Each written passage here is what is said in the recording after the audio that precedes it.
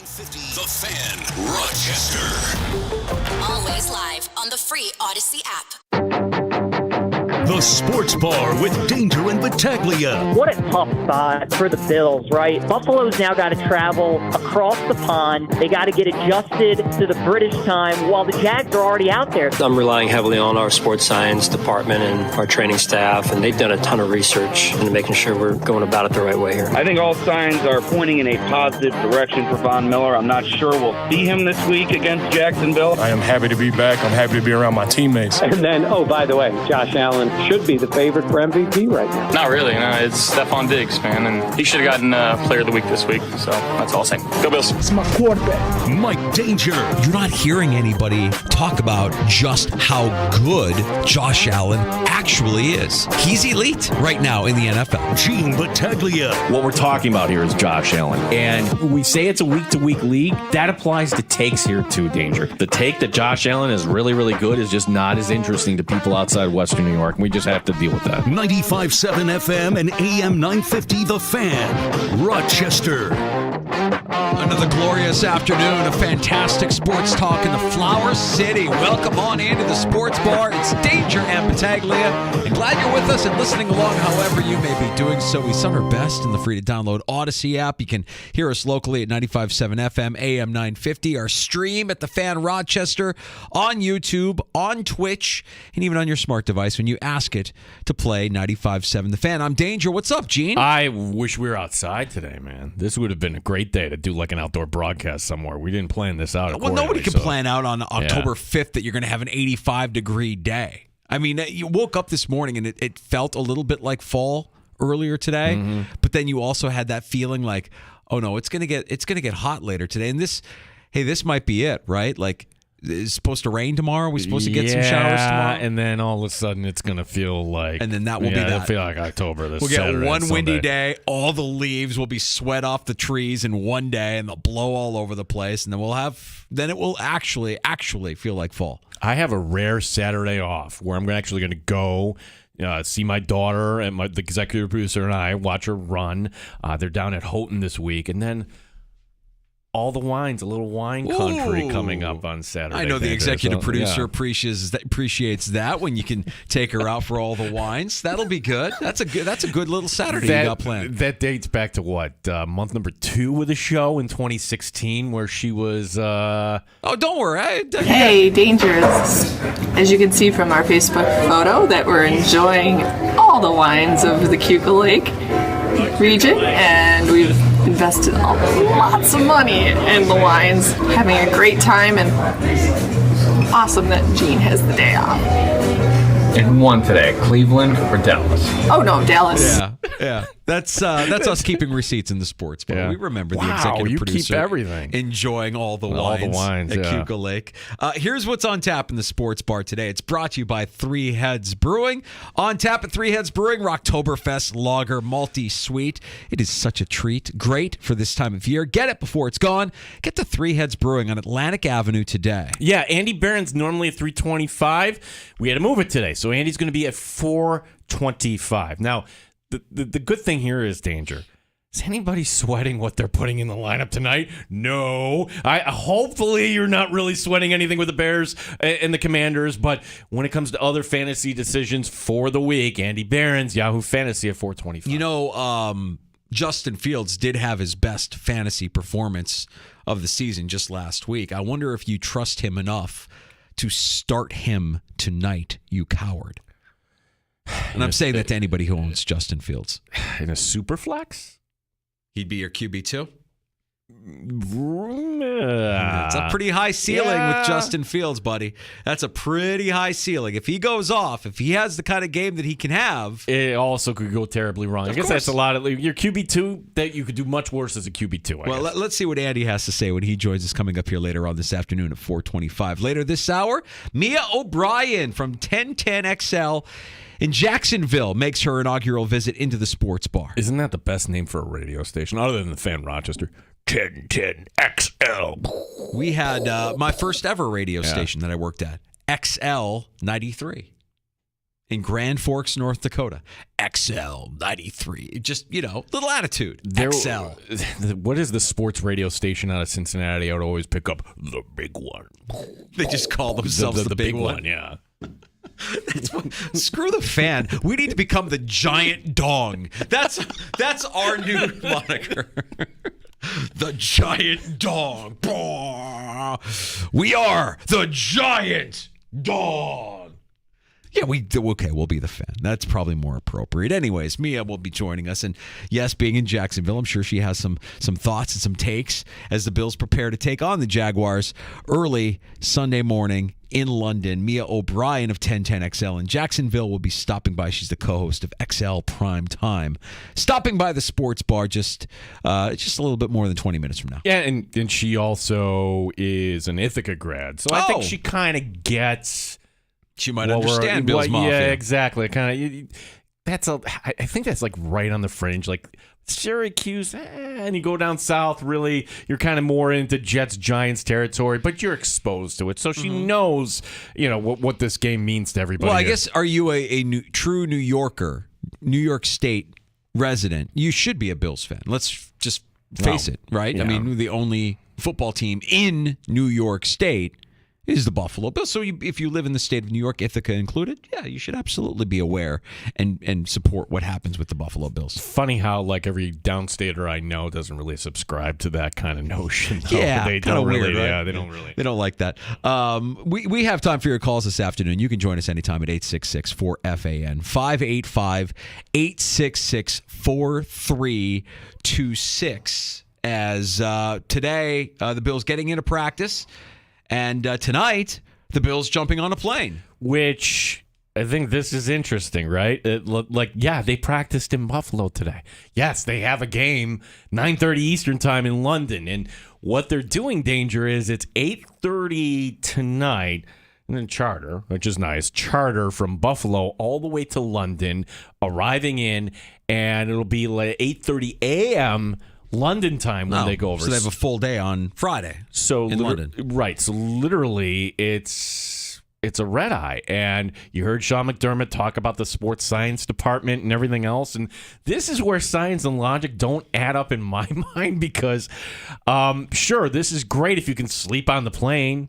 But what if you can't sleep? What if, literally you land in London and you got 1 or 2 hours sleep? And sure, the game is 48 hours after that. But how is that beneficial?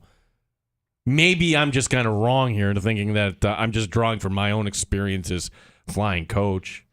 Much less I've never even flown first class. Right. Many of us have taken a red eye. And what you're describing is true. When you're flying on a red eye on a commercial airline, unless you're flying first class, yes, sleep could be troublesome. It could be a challenge. I subscribe to that. I have a hard time with that. You're cramped. You can't really get comfortable. You're not really.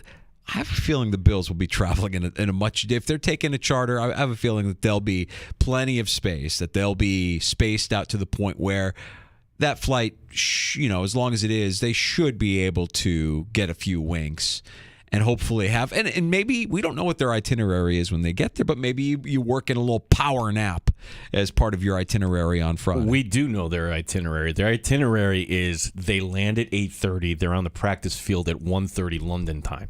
So, and you're going to have so maybe you can get in a little bit of a nap, and still you got to get up and ready to go. And the idea is we're going to wear you out on Friday, and then you get a nice big old long sleep from Friday into Saturday, and by the time Saturday comes around, all right, now I'm on London time. Yeah.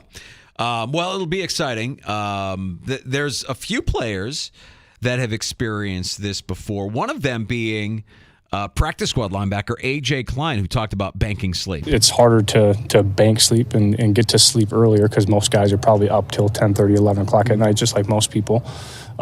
So forcing yourself to bed early and turning off the screens, closing the blinds, and getting a dark, cool environment as early as you can, it's not easy because your body's going to be like, well, what the hell are you doing to me right now, right? So, but it pays dividends once you get over there because it's, like I said, you'll wake up more refreshed, and like I said, those 3, 4, maybe 5 hours you can get over these next few days will pay dividends on Sunday. So they sounds like, according to AJ Klein, if you're doing this right, you're actually preparing for this trip all week, not just going on a flight tonight. You've actually banked some hours of sleep throughout the course of this week leading up to that flight. Do you think they have the in-flight entertainment? Like, are they showing a movie here or anything like that, Danger? Are they showing Tommy Boy? Nothing. Turn it all off. Turn it all off. Everything is off. Just close your eyes. Get one of those sleep masks if you need it. And somebody else was telling me that they have like this pyramid where you put your head inside of the thing and you let your arms lay out flat, and it's supposed to be like the easiest and best way. Was it Perino that was telling us? Perino, yeah. Perino was like, he got that as knowing that this trip was coming up. Ms. Perino got him that, and well, can we get the entire Bills Mafia to invest in getting those as we plan this trip across the pond? That would be good. Breaking news in the sports bar. Breaking news in the sports bar. Ow! It really hit me. I didn't know it was coming back that far. So it is the practice report out for the Buffalo Bills, and here's not the good thing. Greg Rousseau again did not practice a DNP. He's got that foot injury, so that doesn't mean he's not playing, but not really good when you don't practice on a Wednesday or a Thursday, and now you got to go fly, overnight here. Von Miller, the other guy we're looking at, limited again today. Von says he's trying to will this into existence that he's playing, but I think he's playing. I think he's not. I think he's playing now. Now that you have 2 straight days with no Rousseau, and it seems likely that Rousseau won't play, I think Miller plays. I'm not moving the goalposts on this. Yesterday, I said, I wonder if there's some kind of gentleman's agreement, like you can put me on PUP because I really want to go week 1, but when I come off PUP, I'll be ready to go, and you're going to put me in. I think he's going to play on Sunday. I don't know if I would go on that, temporary field in Tottenham Hotspur. I'm sure it's very lovely, but I would not do that. Other injuries here. Christian Benford, again, limited today. Dawson Knox, limited today. And everybody else was full. And they still haven't done anything with Tre'Davious White's roster spot. So, that if you want to connect dots there, you would have to activate Von Miller, and you'd have to make a move there. So they haven't made a move. Right. The fact that they haven't done that yet doesn't mean necessarily that Von is going to slide in place of Tre'Davious, but that possibility is there. It'd be very easy to do that. It'd be very easy, and your hands would be clean if you were to do that. If you're Brandon Beane, I don't know. The news of a second day of not practicing for Rousseau. Now I'm in. Now I'm like, Von Miller's going to play. I think Von Miller's going to play. Josh Allen on Von Miller being back. Von Miller, first ballot Hall of Famer. The juice that he brings for the guys. The trust that everybody has in him. He's the ultimate closer. So whenever he's ready to go, we're going to welcome him with open arms and put him back there, and hopefully can pin his ears back and get the quarterback. But our guys have been doing such a good job. I don't want to take anything away from the guys that have been playing. Bringing in Flo and the guys that are playing well. Greg and AJ are stepping up, and interior guys are playing really well too. So it's a very, very good unit, adding a very, very good player, one of the greatest player. And Von Miller himself on whether or not the Buffalo Bills want him out there. Coach McDermott and Coach Washington, they've guided me and directed me in so many great places so far. I just keep listening to those guys. If they want me to play, I'll play. My goal is to be available. If they feel like it's best for me to play, then I'll play. I want to play. Or they're the guys. They're calling the shots. So if they want me to play, I am happy and ready to play. If they don't, they want to wait till next week versus the Giants, then I do that as well. Hey, Vaughn, look, I know that we wanted to kind of ease you back in. Yeah. We know it's an ACL. It's the second one you've had. We're going to be down Rousseau, so if you wouldn't mind suiting up, that would be great. In a perfect world, Von Miller's return should not be dictated by somebody else's injury. In a perfect world. Yeah. But Von Miller, with no Greg Rousseau, Von Miller still gives you the best chance to win on Sunday. Do the Buffalo Bills have enough on the defensive line without Von Miller and Greg Rousseau? My favorite part of those sound bites you just ran. Somebody working out in the background? No, that's not that's the jug machine. Oh, that's the jug machine. Bam, okay. Bam, yeah. Yeah, I didn't know it sounded like the clank of a weight room. But, I think Von Miller It gives you the best chance to win on Sunday. I don't know that I would say with confidence that your defensive line is good enough without Greg Rousseau and Von Miller. Leonard Floyd being there is certainly good. I think Epineza and Floyd on the outside, and then you would go with Shaq Lawson and Kingsley Jonathan. Come on, is there a more English name than Kingsley Jonathan? Kingsley Jonathan goes Jonathan. over to London and absolutely destroys Jacksonville. That would be a lot of fun. So there you go. The injury report from today's practice. Not great for Greg Rousseau. Another limited session for Von Miller. Christian Benford once again in the red non-contact jersey.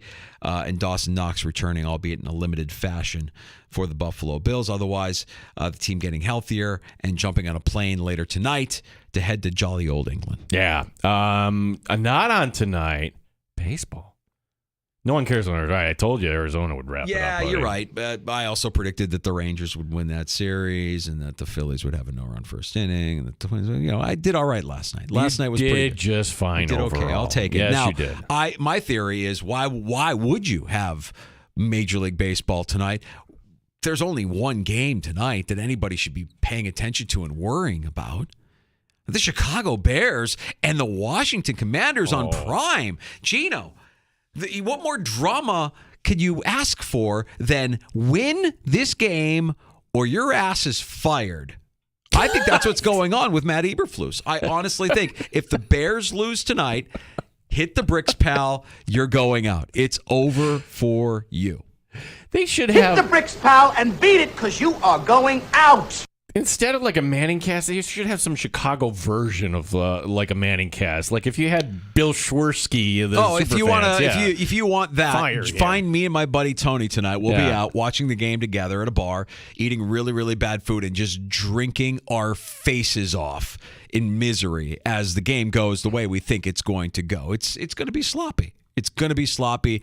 I'm going to be a peak. You can't spell danger without ANGER. That will be me tonight. You shouldn't. You should lower your expectations. It's going to be a bad football game. Oh, yes. And thankfully for the NFL, because baseball would have cut drastically into the television ratings tonight. So thankfully for the NFL, because they need more help when it comes to TV ratings and this sort of thing. They sure do. They're just not posting a big enough number. My brother-in-law, Gary, by the way, is a Commanders fan. Oh, is he coming out with it tonight? He's coming out as well. So, my other buddy, Tim, is also a Commanders fan. So there'll be some miserable Bears and Commanders fans out tonight. Does tonight have the potential to be oh my gosh, this is so bad, it's really, really good? Like the Colts and Broncos last year fell into that category where nobody could get over the 50-yard line and just inept offenses. No, because I think Washington's offense next to the Chicago defense will be just fine.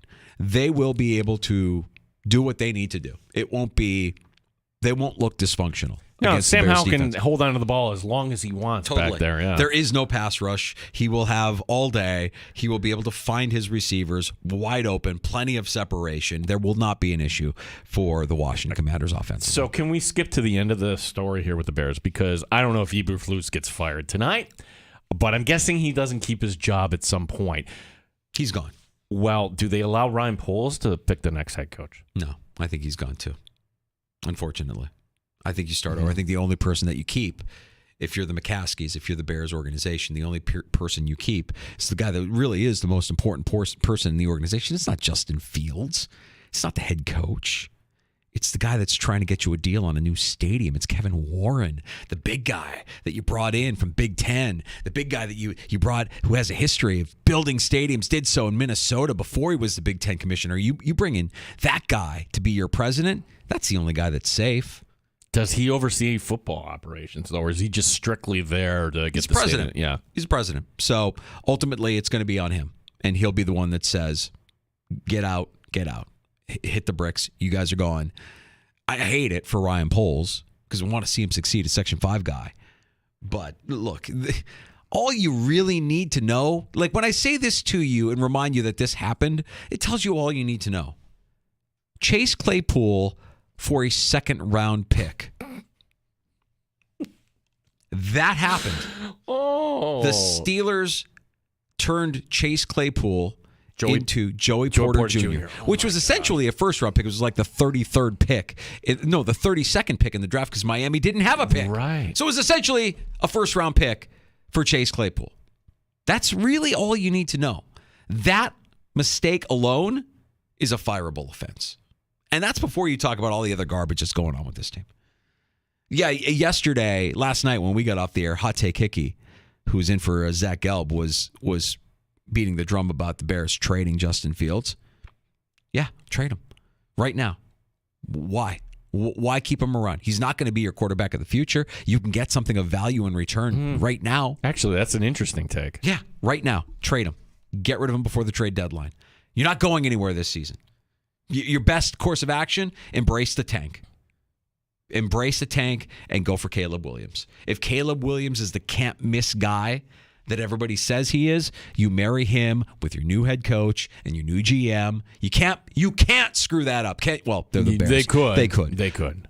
Anyways, all right, enough of that. No, this is not a Chicago Bears show, but you do have Thursday Night Football tonight. Yeah, Thursday Night Football, Commanders and Bears, and no baseball. All 4 series swept. No baseball until Saturday now. Mia O'Brien, 1010XL in Jacksonville, the co-host of XL Primetime and Helmets and Heels, talks some Jaguars Bills next in the Sports Bar. Danger and Battaglia, the Fan, Rochester. Odyssey has sports for every fan. Keep up with your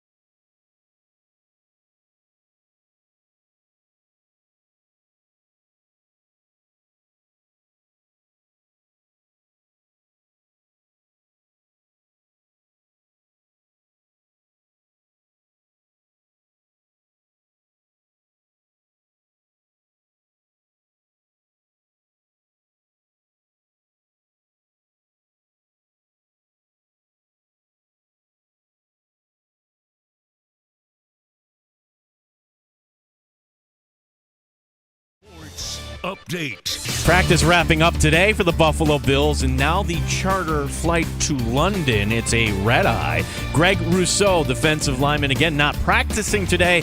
Von Miller was limited. Meanwhile, linebacker Terrell Bernard excited for the trip. Yeah, definitely excited. Anytime you can play in a place like that, it's definitely exciting. Somewhere different, a cool experience to go over there. So I know the guys are excited to go, and like you said, it's a business trip at the end of the day, but you got to enjoy the moment too. What about the team that's already there? We'll talk to Mia O'Brien, 1010XL. Talk some Jaguar football coming up next year in the Sports Bar. Week 5 of the NFL season beginning tonight. It's the Commanders and the Bears. Brett Murray has cleared waivers. He'll be joining the Amherst camp this week. Baseball playoffs off today and tomorrow. Gene Battaglin, the sports leader. The Fan, Rochester. The beer is cold and the wings are hot. You're in the Sports Bar with Danger and Battaglia on the Sports Leader, 95.7 FM and AM 950 The Fan, Rochester. They're a really good team. They've shown that they can play at a high level. They're a playoff team. They got a really good quarterback on that side of the ball, some really good playmakers. So we got to understand that. And it's the biggest one on our schedule because it's the next one, and we're not changing anything that we're doing throughout the week other than traveling a day early. But in terms of preparation and game planning, they have our entire focus. It's a really good team that's going to take 60 minutes of football on Sunday. Bills quarterback Josh Allen on his opponent Sunday morning, the Jacksonville Jaguars. We go to Jacksonville. Mia O'Brien, the co-host of XL Prime Time at 1010XL in Jacksonville. And Helmets and Heels as well, joining us in the Sports Bar to talk about what's going on with those Jacksonville Jaguars, who you haven't seen really, Mia, since they left for their own business trip in London against the Falcons, where they get the win on Sunday. How much of an advantage do you think, or is it a disadvantage that they've been away from home this long, Mia, that they're still in London? Well, first and foremost, thanks to you guys for having me on. The mere phrase of welcome to the Sports Bar, man, oh man, that has me ready to leave the office despite having another meeting at 4:00. But no, you also bring up a great point that I haven't seen this team in over a week. We've kind of almost felt like it's a bye week around here, as much as the team is preparing across the pond in London, and they've been there now since last Friday morning. Similar travel schedule for their first half of the back-to-back in London as the Bills are facing in their travel schedule today. And so I think that it absolutely, having studied abroad myself in London, it's absolutely an advantage because that time difference is no joke. And so many players in the Jacksonville organization have talked about how in the years past when they've made the trip, that Friday morning when they get you off the plane directly to practice, it is the groggiest practice you'll have all year. And while certainly Saturday and by Saturday you have all day to get yourself acclimated, and by Sunday you're ready to go. I mean, it's not easy. It is not easy to turn around and be operating at max efficiency, which the hope is the Jaguars would be because they've been over there now for over a week. Yeah, it's also a decent team the Bills are going to be facing here, Jacksonville, and this is a team that's been a problem for Buffalo, even like when Jacksonville wasn't a playoff team 2 years ago. Who can forget that exciting 9-6 win with the Bills losing to Urban Meyer? And I remember on that day, it wasn't Buffalo's Josh Allen, it was your Josh Allen having a big day. Tell us a little bit about Jacksonville's Josh Allen and that defensive line and what kind of start they're off to, Mia. Yeah, I've had a really unique perspective with Josh because I arrived in Jacksonville around the same time he arrived here. We're also from the same neck of the woods in New Jersey. Josh is a guy who obviously burst onto the scene his rookie year, 10.5 sacks. If you want to say he was aided by the presence of Calais Campbell, Marcel Darius, Yannick Ngakoue, go for it. It's probably a reality. The next year in 2020, he was hurt. 2021, when he had that massive game against Josh Allen, I believe that accounted for, yes, Josh Allen against Josh Allen, of course. I believe that accounted for about half of his sacks for the entire season. And so while he had that highlight reel game against the Bills, that was about it in 2021 from him. And so he entered 2022 last year with high expectations again, had a modest year, even if he went about 6-7 games without a sack. He finished with not his career numbers, but still 8-9 sacks.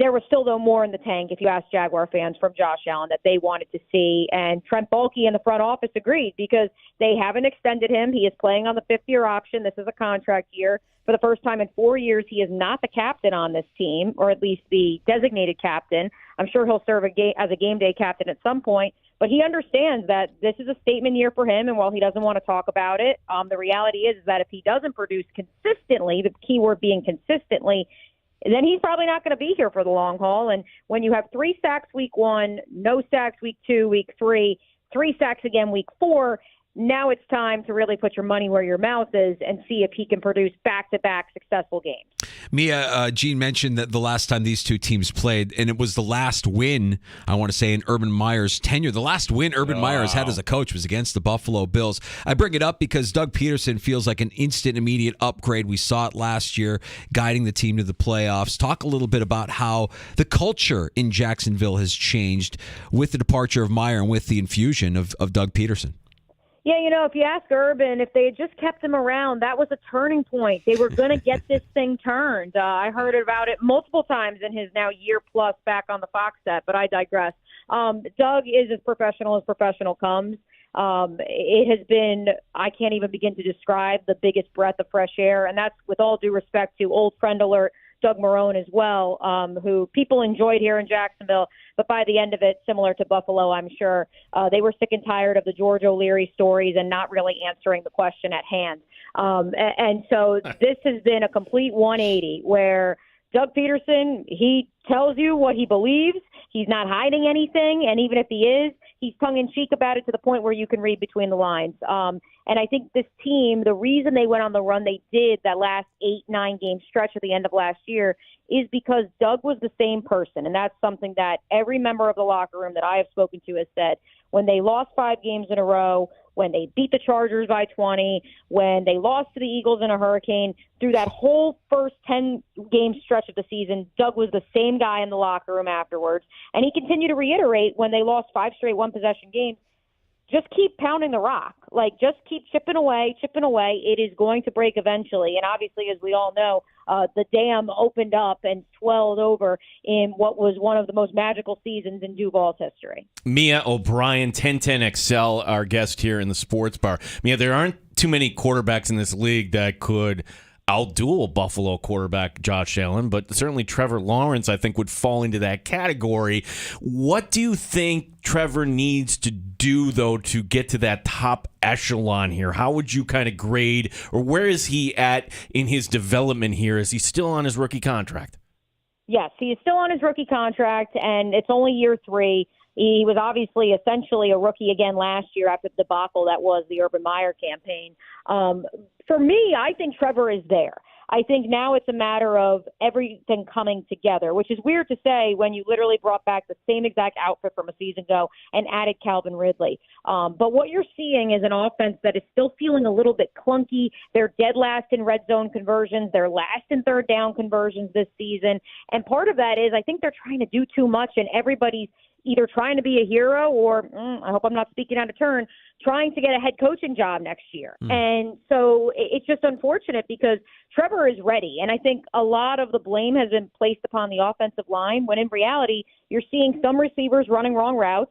You've seen tight ends miss important key blocks and give up sacks as well. And I think it's because everybody is so focused on, well, I got to make a big play. When in reality, this offense was at its best last year when everybody did their 1/8, their 1/9, or quite frankly, their 1/11 in terms of the skill players. And so I think it'll be very curious to see if after the successful first half, let's say, the second half obviously resulted in a win last week against the Falcons, if the Jags are able to take the next step, kind of push away all the we need to be doing this, and just play their game. And when they do that, and it looks like it did in training camp, it truly could become one of the greatest shows we've seen on turf. It's Mia O'Brien from 1010XL Jacksonville, the co-host of XL Prime Time and Helmets and Heels, joining us in the Sports Bar with Danger and Battaglia. You mentioned that win against the Falcons in Week 4 last week. They're in London.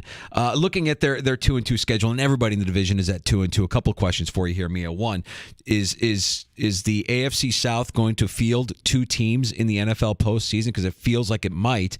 And what happened Week 3 against the Texans? That's a game that I think a lot of people believed Jacksonville should come out on top, but it is a divisional opponent. It's wild because last year, remember when everyone thought the AFC West would be the greatest conference that we had ever, or the greatest division, we had ever seen. And many people left the NFC East for dead. And then how many playoff teams came out of the NFC East a season ago? You could be seeing something similar in Jacksonville, or excuse me, in the AFC South. I think Houston has really surprised a lot of people. I think what the Colts are kind of doing may just be lightning in a bottle right now, with all due respect to Anthony Richardson, whose quarterback trainer is actually sitting in our studio down the hallway from me right now. The reality is, for me, the Colts still have a lot of questions. Their offensive line is decaying quicker than they'd like to admit. I don't think their wide receiving core has a star yet, and I think you need a presence of that or a true running game to help Anthony Richardson. Houston, though, I mean, I can't say enough about the job D'Amico Ryans has done. From what I have been told by Jaguar players, they kind of went into that one and said, it's okay, it's a get-right game after the Chiefs. We're going to be fine. We're going to bounce back. And then as soon as they went down, it was looking like they didn't even want to be there. And that's from guys that are in the locker room that were watching from the sideline. They said it looked like we didn't want to be there in the first half. And the special teams woes, I mean, it was just an avalanche and a snowball effect of everything that could possibly go wrong. Brandon McManus has been a top 5 kicker in the National Football League for a decade. The fact that he missed a kick and had another one blocked, and then not to mention the epic fullback kick return touchdown. I mean, that in and of itself was a 13, 20-point swing if you want to include the touchdown that it set up for the Texans. And so I just think that if there was ever a rock bottom to hit early in the season, it was that for this Jaguars team, to wake them up and realize they can't rest on their laurels. And the Titans, I really, just to wrap up the AFC South, haven't really gotten to see a whole lot of them. But obviously, as we all know, the question is, they refuse to rebuild. They want to reload, is the message from Mike Vrabel. Still getting there despite perhaps the offensive struggles year in and year out. Mia O'Brien, 1010XL, Jacksonville, our guest. Now, Mia, here comes the stadium portion of the interview here. And if there's one fan base that I think can sympathize with kind of what's going on, it's up here in Western New York, because before we even got to the new stadium, Mia, for 5 years, the Bills exported a game up to Toronto. It was gross. And the analogy I always use was, well, it's like you're a married couple, but now we're separated, and you're watching your wife go date some guy who has more money and has younger, better looks, everything. And it's like, you know where this could be headed. And, well, luckily a new owner came in, and that was the end of that. So I guess question number one, and just to be clear with everybody, this is actually a Bills home game. We know this. So it's not a Jacksonville home game, but you do have vested interests over there. So how do fans in Jacksonville today view this threat, or is it a threat of London? I think that the diehards here in Jacksonville have heard from owner Shad Khan in the 10-plus years of his ownership enough to know it's not a threat. It is a viable avenue of revenue per Shad. Now, I say the word viable because there are plenty of fans that say, is a winning team in Jacksonville not viable enough to generate revenue here in the city of Jacksonville? Which Shad says, yeah, but look at the extra money we can make over there if they're winning here too. So I don't think there's ever going to be they're ever going to see eye to eye on the London front of it. I believe even when the Jacksonville Stadium is approved in early 2024, which as of right now, Mayor Donna Deegan and her team have been speaking with the Jaguars. The negotiations haven't begun fully, but they have begun in earnest.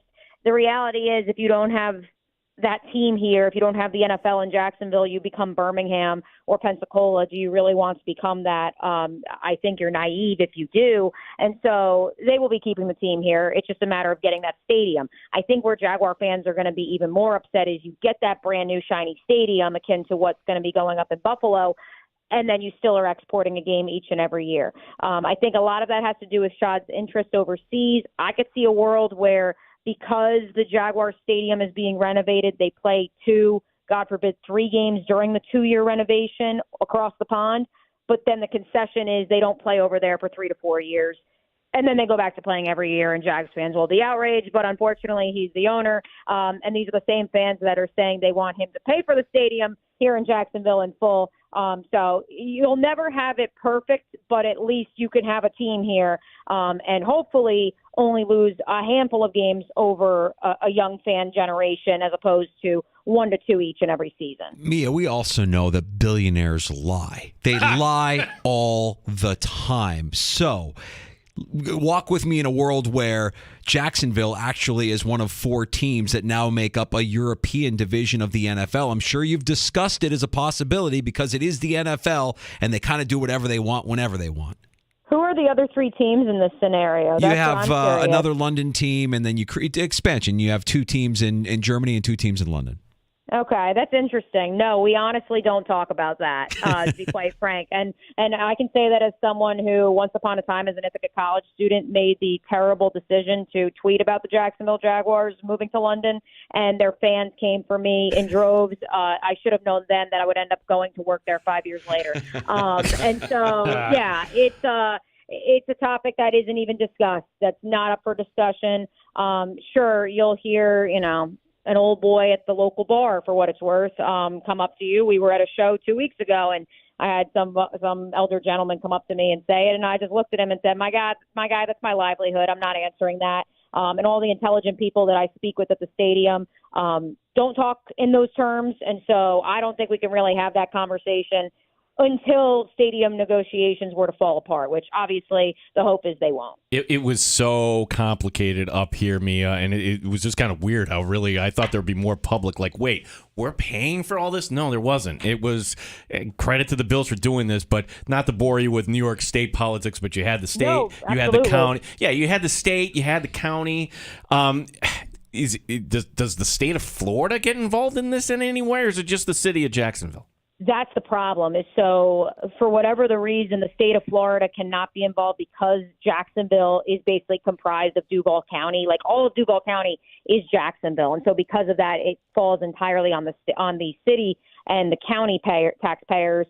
Because I know up in Nashville as well, they were able to draw some funds within the state in addition to the county. But unfortunately, in Jacksonville, that's not the way the cookie crumbles, which is why the Jacksonville Jaguars top brass, has pitched this idea of renovation because it's the more cost-efficient option as opposed to a whole new stadium. Although if you talk to some fans or my co-host here at 1010XL, they would tell you that the Jags should pay the extra $1 billion, build an entirely new stadium so they can continue playing in Jacksonville while the other stadium is being constructed. Mia, the one player that we have failed to talk about, you discussed the return of Calvin Ridley. We talked about Trevor Lawrence. We talked about Josh Allen. I remember when he was coming into the league in the draft, he was the apple of my eye. Oh, man, what it would be like if the Bills would have drafted a playmaker named Travis Etienne out of Clemson. And there was Jacksonville getting Travis Etienne, and the dream ended. Now, I'm curious as to how he's viewed by Jacksonville fans, by Jaguar fans, and how his season has gone up to this point. There are a lot of playmakers on that side of the ball. Etienne to me is still one of those guys that, God, he's so frightening. He could absolutely destroy you in one game. Yeah, the crazy part is, if not for the Giants' ill-fated selection of Kadarius Toney, the Buffalo Bills would have Travis Etienne in their backfield right now because Urban Meyer was dead set on drafting Kadarius Toney. And when he couldn't, that's when they pivoted to, we'll grab Trevor's friend and we'll go from there. And I have been told by many sources that Travis probably goes to Buffalo if he doesn't go to Jacksonville. So sorry to crush your hopes and dreams even more. But no, Travis Etienne is after obviously missing his rookie season due to the Lisfranc injury. Last year, I think what you saw, especially when James Robinson was still here in the first half of the season before he was traded to the Jets, you saw a guy who constantly wanted to hit the edge and hit that home run play as opposed to, hey, you're going to be an every down back, and this is the National Football League. You need to run in between the tackles. He made a concerted effort this offseason, talking with running backs coach Bernie Parmalee as well as head coach Doug Peterson, to not just hit the hole, but run through the hole. I think you saw that the first 3 games of this season, maybe got a little bit away from that against the Falcons because he did hit a home run, even if it wasn't a touchdown, in each of those 3 first games of the year. And so it's something that I know in talking to the coaching staff, they're trying to really just hone in on his skills and ensure that that same electric athlete we saw at Clemson, he exists in the National Football League, even within tighter confines of zone blocking scheme and just bigger and faster offensive linemen. So, Mia, you mentioned you're a bomber there. Where is the line when it comes to Bills country, would you say? Because, it kind of gets blurred when you get to Syracuse. What about when you kind of go to the southern tier a little bit? So it's so funny you ask that because ask anybody in Jacksonville, I get so frustrated when I see some individuals I went to Ithaca College with suddenly claiming the Bills. I'm like, meanwhile, circa 2011, when the Bills were, I don't know, you guys tell me, 4 or 5 win team? Exactly. Yeah. None of you were talking about the Bills. I know the 2 or 3 young men that I went to Ithaca College with who were massive diehard Bills fans. They lived and died with the Bills, and I respected the crap out of them. But now all of a sudden there's all these other Bills fans that have come out of the woodwork, which is a little bit disappointing. So in my estimation, the Southern Tier, because I did work in Elmira briefly, I would say it's become more Bills territory, which is weird because I feel like it was Jets territory then, but obviously that was when Mark Sanchez and Rex Ryan were going to back-to-back AFC championship games. That was also when the Jets were practicing in Cortland. So I'm not sure if that had an effect, and obviously the Bills' presence at St. John Fisher. But yeah, no, I mean, I would say that's about the line, the dividing line, if you may. It's obviously, I think Albany's a little bit more a little bit more Giant territory, and ditto to the Poughkeepsie area. You definitely have some Buffalo Bills fans, though, in the Ithaca, Cortland, Finger Lakes region for sure, and especially once you get to the north side of the Finger Lakes and you get to the Genesees and et cetera, and Genesee and all the northern neighborhoods and towns. Mia, I really loved our time together here in the Sports Bar, and I want to make sure you have plenty of time to tell us and our audience a little bit about XL Primetime, the show that you're a co-host of. And Helmets and Heels is interesting as well. Tell us a little bit more about your work. Yeah, so Helmets and Heels is the first of its kind. It debuted in 2014, all-female sports radio show dedicated one night a week, so Tuesdays 6 to 8 p.m. It was actually one of the big proponents, or one of the biggest proponents of it when its inception occurred back in 2014, was Jaguars owner Shad Khan, who really wanted to see an NFL market that showcased female talent. And my general manager, Steve Griffin, has done a tremendous job not only in the creation of that program, but obviously elevating other women on other shows and in other positions of leadership here at the station, which we are the flagship station of the Jacksonville Jaguars as well as the Florida Gators. And you can catch me up Monday to Friday, 12 to 3 on XL Primetime with former All-Pro right tackle for the Jaguars, Leon Searcy, as well as one of the preeminent college football writers here in the Southeast in Matt Hayes, and then Joe Cowart, who, if you ever Google PGA Tour highlights, and they're the archived ones from PGA Tour Live, you have heard Joe Cowart before. So we have a lot of fun Mondays to Fridays. And, of course, I'm also our Jags insider. So you can follow me at Mia O'Brien TV for the latest and greatest from Duval. Yeah, as we'll all be getting up early to watch this across the pond. Mia, this is great. Let's do this again sometime. Thanks for your time today. Absolutely. Great talking to you, boys. You got it. Mia O'Brien.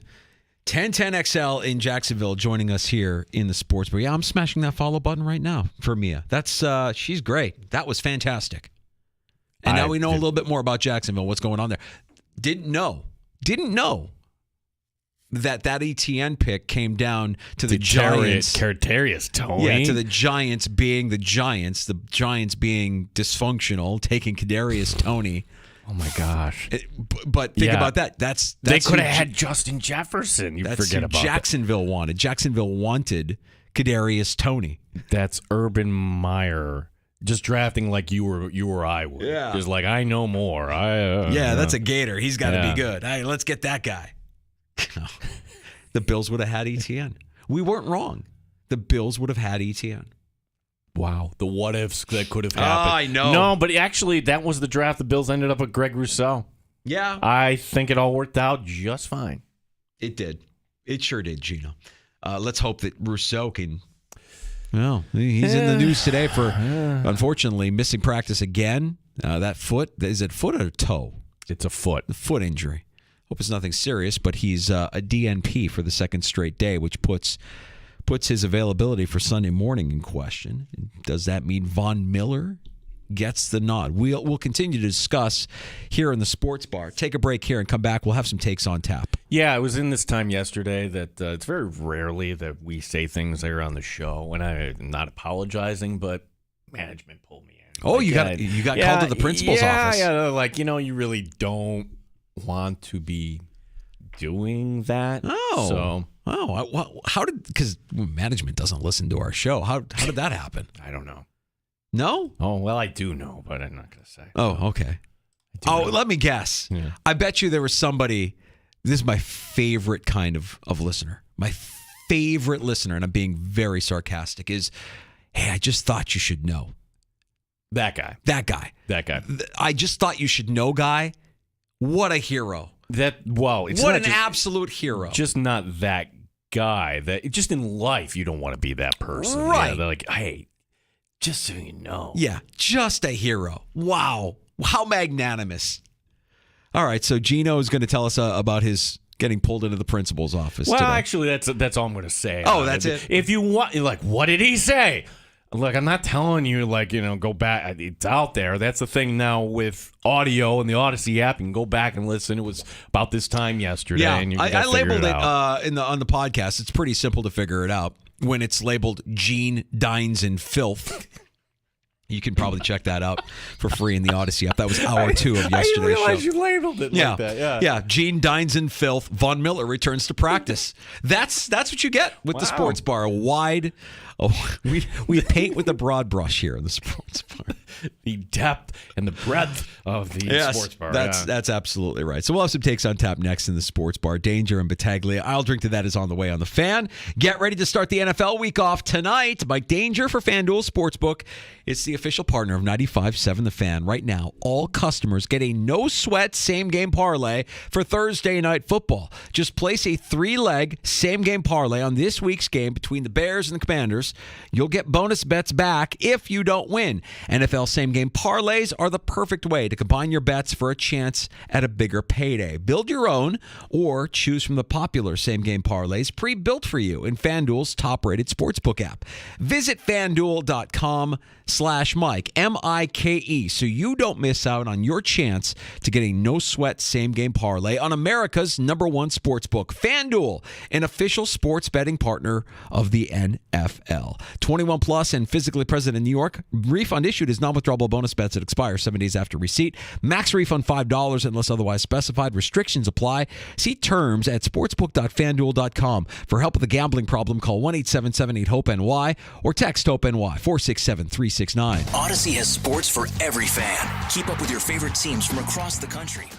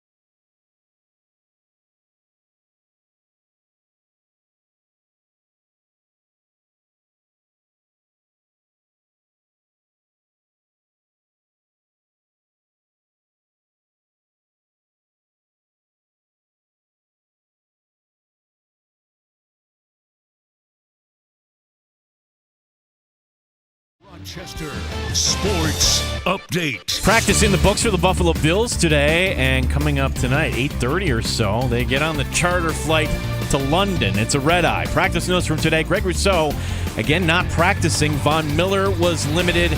Christian Benford was limited. A.J. Epineza, he'll be in London and looking to take on the Jacks. Just the skills they have. They're running back and quarterback, just all around. They're a great team. They have really good defense, high-powered defense, and they have the ability to do great things on offense, too. So it's up to us to make them uncomfortable and just hopefully make them make some bad decisions. Week 5 of the NFL season begins tonight. It's the Commanders and the Bears. Brett Murray has cleared waivers. He'll be joining the Amerks camp. Amerks opener coming up on October 13th. Baseball playoffs off today, off tomorrow. There are 4 divisional games coming up on Saturday. Gene Battaglin, the sports leader, 95.7 FM and AM 950, The Fan, Rochester.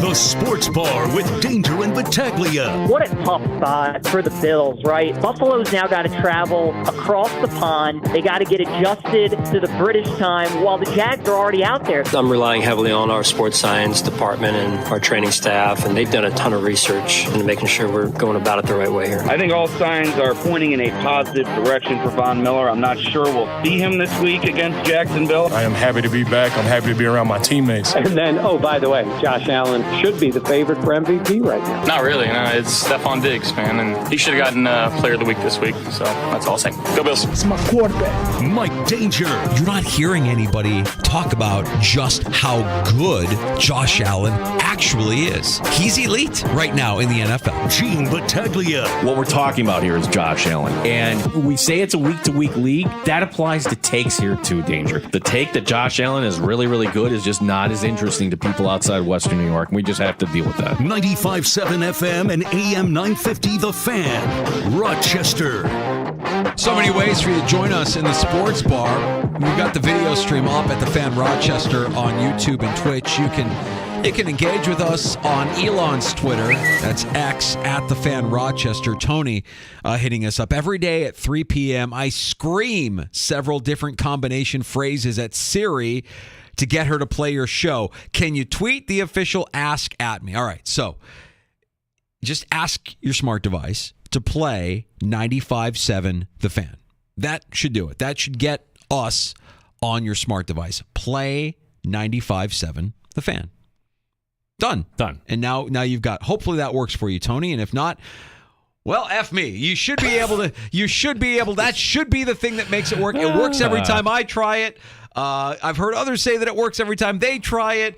I don't know what you're doing. Maybe you've got an accent. I'm not sure, Tony, but we'll get it sorted out one way or the other so that you can get The Fan Rochester on your smart device. Just one of the many ways you can listen to us here on The Fan. Before we get to all drink to that, we have some breaking news here in the sports bar. Okay, let's get to some breaking news. Ow!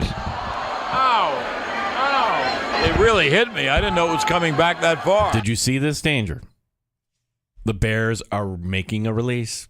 Once again, cutting Nathan Peterman. Oh, boy. So they have 2 quarterbacks in uniform tonight, Justin Fields and Tyson Bagent. Okay. Well, Bagent is going to end up playing this season. That's going to happen. Is it because they trade Justin Fields or because Justin Fields gets killed? Both. Oh. He'll get killed and then they'll try to trade him. No, what is it about Peterman? The last time this happened, they had him back on the roster the next day. This is just gymnastics. Nobody's going to want him, so basically we're cutting him, and then they'll bring him back at some point? I don't know. I'm done. I'm just done. I'm done with it all. I thought about, because my buddy Tony, we're getting together with my brother-in-law Gary, who's a Commanders fan. I was thinking about... That's very Grease-like tonight. Tony and Gary. Yeah, yeah. I'm doing this. Hey. I was thinking about wearing the Peterman. Can't do it now. He's not on the team. You should. Does he give you a better chance to win than Justin Fields? He doesn't. No. So what are you even doing? Why are you wasting your time with Nathan Peterman? Why? Other than he talks like a coach. I don't know, man. I don't know what. I'm done. Danger, there was always this guy in school that would pull girls or what, and you'd be like, how? There's nothing like redeeming about this guy. He's a little overweight. What is it? That's Nathan Peterman. He knew just the rap, how to talk to coaches. Yeah. Well, those guys probably had a good personality, or maybe they were funny, sense of humor. Maybe. Other attributes that we won't discuss that may have played into that as well as to why. But with Peterman, yeah, it's clear, right? Like as soon as you saw him with Sean McDermott, it just felt like love at first sight. You complete me. And you throw him out there to the wolves, and he gets completely devoured. Do you wrestle? Oh, Tyrod stinks. Let's put this guy in. Oh, God, he'll cure everything. He talks like I do. He says all the right things. He looks great in the preseason. Yeah, get him out of here. There's a musk around that guy that just head coaches just find attractive. I don't know what it is. I don't get it. We all have eyes. We all watch how he plays. All right, let's see if it sticks this time. I'm hoping that it sticks this time. Not that I want to see Tyson Badgett, but Tyson Badgett is better than Nathan Peterman. I'll go that far. At least what we've seen so far. It looks like who knows? Tonight might be the Justin Fields night. Like, there it is. Here's the turnaround. It's not going to be. I won't say that a turnaround is coming, even if he plays lights out tonight. He won't, and it won't matter. Does Eberflus get fired tomorrow? Yes. If they lose, yes. It's how they lose. If they lose on a last-second field goal, I don't think the team quits on him. Oh, yeah. Well, obviously. But they're going to lose, and he's going to lose his job. And Ryan Poles will lose his job. I hate saying it, but I think they're going to clean house. There's not you've got a guy as the president now, and Kevin Warren, whose only job is to find you a stadium. Nobody's going to want to invest in this group of losers, this dysfunctional organization. Nobody's going to care. You got to do something about this, man. You're going to fire everybody, tear it down, and then you draft Caleb Williams. And then the hope cycle is back on. I think that's a good plan, actually. Yeah. That would be a good plan. All right, let's get to some takes here in the sports. Yeah, Danger, we've always been a litigious society, right? But when it comes to lawsuits, is this an all-time high? I just feel like... What? Not trying to bait you. It seems that way. There's actually this story today. Former Northwestern football head coach, and I like saying that, former, Pat Fitzgerald, suing the school for $130 million. For what? Your program had hazing. You failed at your job. You were 4-20 over the last 2 years. You're gone. But it seems like let's settle this out of court. That's become kind of the mainstay, right? That's the primary motive for a lot of these lawsuits. I hope the school says, you know what? Nice try. We're going to see you in court. You're getting nothing. But you know what? They're not going to do that because they don't want the bad PR. And Fitzgerald's people know this. So much easier to settle and get a fraction of that. Enjoy your free money, coach. Very easy when you see a giant pile of money to say, I want my bag. And that's what this is. And this happens all the time. And the NFL deals with it all the time. Everybody knows that the NFL makes the money that they make. So any chance anybody can get to take a bag, they'll go for it. And, like a guy even One exception. I know Gruden hasn't done it yet. That's it, yeah. I know Gruden hasn't done it yet. But he will? But he will. I don't think so. The price will be right, and you will say, what do we have to do to make this go away? Everything's a negotiation, but it will go away. It will not go to court because you're right. Nobody wants and Fitzgerald, look, I imagine he's done well for himself financially as a head coach for all these years. $130 million based on what? But financially, I'm saying, not based on performance, but financially, I don't think he has the kind of bank to outlast and outduel the lawyers at Northwestern University. So at some point, you have to settle. You have to. You have to accept it. Well, I think that's what the whole motivation here is, to settle, because whoever the president is, this is bad to have this bad PR. We don't want to be talking about hazing and everything else. Well, I had to do some hazing because the players, they just weren't responding to my messaging anymore. So I said, I'm going to throw you down the stairs, and you're going to fall down the stairs, and your shoes are going to fly off. And then we're going to throw you, you're going to put your head in the jugs machine. And then I'm going to sue you. Coach, why is it you keep losing, though, to the Ohio States and Michigans? Why is Northwestern so lowly again? Well, it's because we don't have the proper facilities and we're not hazing enough. We need to haze more. So I'm going to sue you, Northwestern, for not allowing me to properly haze my players. I'm trying to haze them so we can win football games. I put their head in the jugs machine, and then I pull the lever, and then their head goes in the jugs machine. No, you don't want to do that, Coach. No, I'm going to do that. No, that's what I do. Are you going to sue Mike Danger for saying mean things years ago? He's so mean. I'm going to sue him. No, I'm going to sue Gene Battaglia. I'm going to sue all the alumni that are in the media. I'm suing everybody. Everybody, Gene. I want my fair share. I want my punitive damages, my fair share. $130 million for my hazing. I want to haze my players. Oh, you can't. Coach, you can't haze your players. I'm going to. I'm going to put their head right in the jugs machine. Right in the jugs machine. You can't do that. I'm going to. And then I'm going to put my shoe in their... I'm done. Oh, my gosh. I'm sorry. I'm crying. I remember we got a game on the NFL schedule this week. I remember talking about this first week in camp, and here it is. Yeah, it was like two coaches doing a wrestling promo. I was so excited for it in the preseason, and now I don't care. Now I don't care, but I'm just like, can I get myself fired up for this? Because, well, both these teams are bad now. Nathaniel Hackett did a bad job in Denver last year. He got fired, and no one would have thought anything of Jets in Denver this week. And then until Sean Payton opened his mouth over the summer. Remember these quotes to Jarrett Bell? Quote, one of the worst coaching jobs in the history of the NFL. Perfect. Crass comments from Peyton. Quote, everyone here's got a little stink on their hands. I love it. And more. And that happened here. Part of it was their own fault relative to spending so much effing time trying to win the offseason. He's talking about the Jets, the PR, the pomp and circumstance, marching people around, all this stuff. Everything I heard about last season here, we're doing the opposite. Yeah.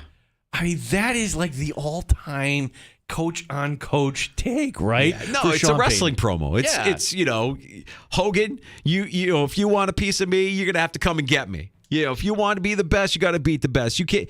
He sounds like Ric Flair. He's like the nature boy up there delivering these quotes. It was the best. So what happens in the post-game handshake this week? And I know we're supposed to have a take. I'm not sure what I want to see more. Do we want to see the Jets kick the Broncos' butt and there's Robert Saleh with the strong chin going over and just like, I know you know, and he's trying to look Peyton in the eye, won't do it?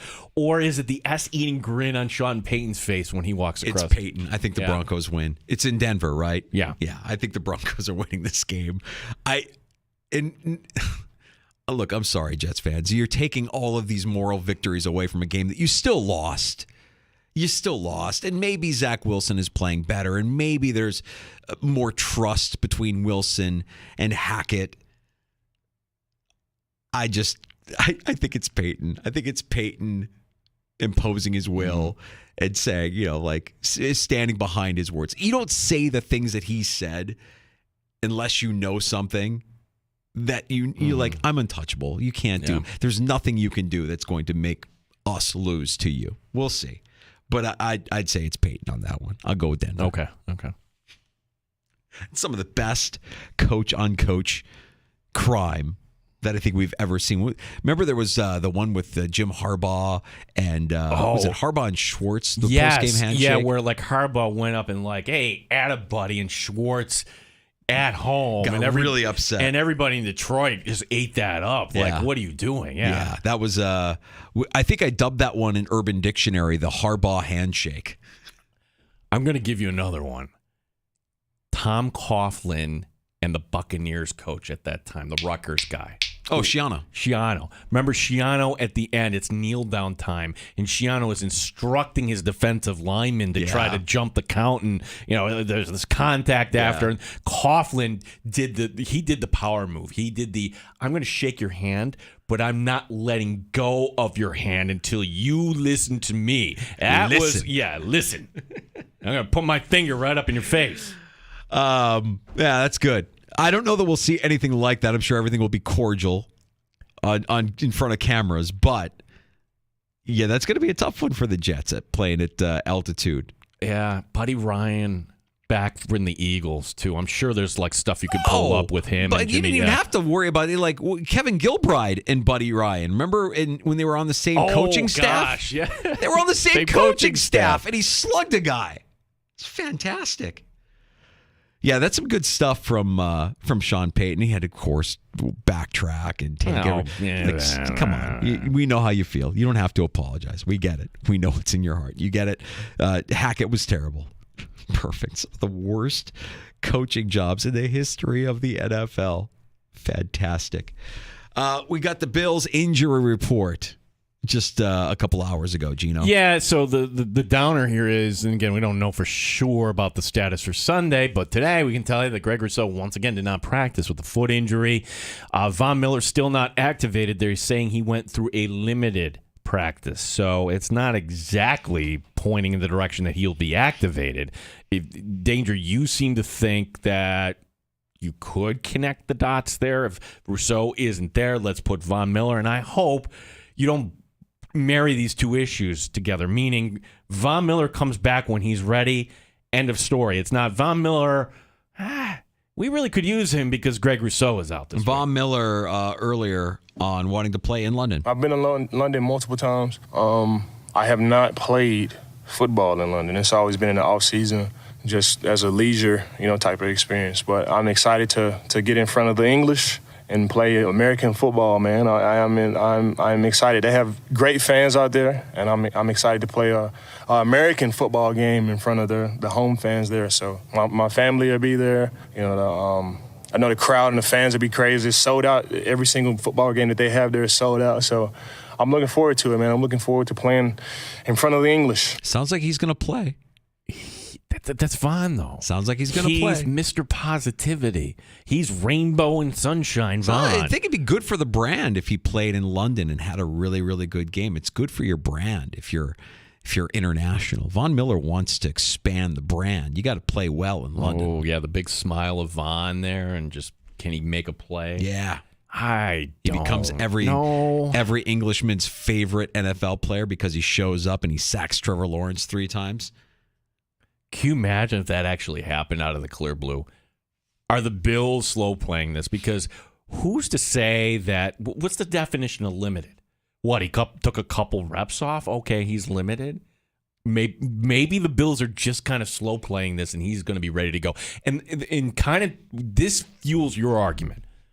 What have they done with Tre'Davious White's roster spot? Haven't heard anything. He's still on the roster. They're still listing Tre'Davious White did not practice. Really? You're kidding me. He tore his Achilles. He didn't practice? Wait, what is he still doing on the roster? Phil, this. Oh. Mm-hmm. Oh. Yeah. I think he's going to go. I think we're going to see him on Sunday. With every day that passes now, I'm going to be less and less surprised if he's out there on Sunday against the Jags. You could get by without him, but man, it would be nice to have him out there. With no Rousseau, if Groot's not out there, sure, you still have Floyd. Yes, you have Epineza.